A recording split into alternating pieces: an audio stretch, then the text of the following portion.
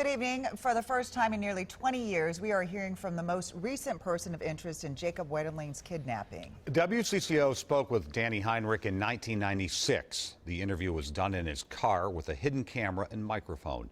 At one point, Heinrich describes how authorities arrested him and accused him of abducting Jacob from St. Joseph in 1989. You know it's you, it's you, it's you, it's you, it's you. I know it isn't, no it isn't, no it isn't. WCCO also reported back then that Heinrich had failed a lie detector test. Transcripts of the interview quote him as saying he does not want to take another one. Esme Murphy looks back at the interview where Heinrich describes his encounters with police during the early days of the Wetterling investigation. There is just a brief glimpse of the back of Danny Heinrich getting into his red 1987 Mercury sedan. A hidden camera and microphone capture his conversation with a reporter.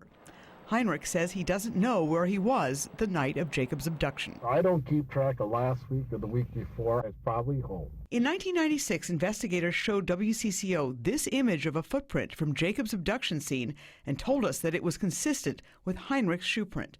And they said this tire track was consistent with the tires on Heinrich's blue Ford EXP. During the interview and in transcripts, Heinrich says in 1989 and 1990, he was under surveillance for months. It was pure hell. This original January 1990 search warrant shows investigators search Heinrich's Painesville home looking for Jacob, his clothing, a gun, and any evidence to show where he was on the night Jacob disappeared. They also looked for evidence from an earlier abduction in January of 1989. In that case, 12-year-old Jared Shirel of Cold Spring was abducted, sexually assaulted, and then let go. In the 1996 interview, Heinrich insists he knows nothing about either case. But there's nothing I can tell. I have no information whatsoever. That's the truth. While 12-year-old Jared had not been able to pick Heinrich out of a photo lineup, he did help the FBI create this sketch, which bears a striking likeness to Heinrich. In February 1990, authorities arrested Heinrich and charged him in Jared's case. That is when he was accused of abducting both boys. We know it's you, it's you, it's you, it's you, it's you. I know it isn't, no it isn't, no it isn't. Till finally I said I have nothing more to say until I speak to a lawyer. After that, Heinrich refused to talk. Investigators had to drop the charges. In the interview transcripts, Heinrich says that law enforcement then followed him for months and that he became paranoid and he tried to change his appearance by growing a mustache. Investigators returned all of Danny Heinrich's possessions in February of 1992, with the exception of his shoe and his tires. Last month, investigators say that DNA testing ultimately did link him to Jared's sexual assault and abduction.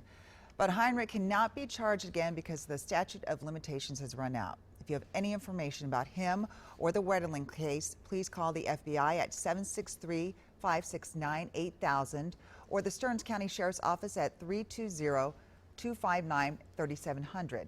Danny Heinrich is now charged with having child pornography. Investigators say that they found it over the summer when they searched his house in Annandale for clues about Jacob Wetterling.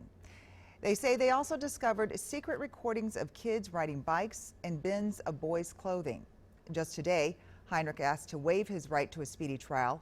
In court filings, he acknowledged the case against him is, quote, extremely serious, and he needs more time to prepare his defense. Stay with WCCO 4 News for continuing coverage of the Wetterling investigation.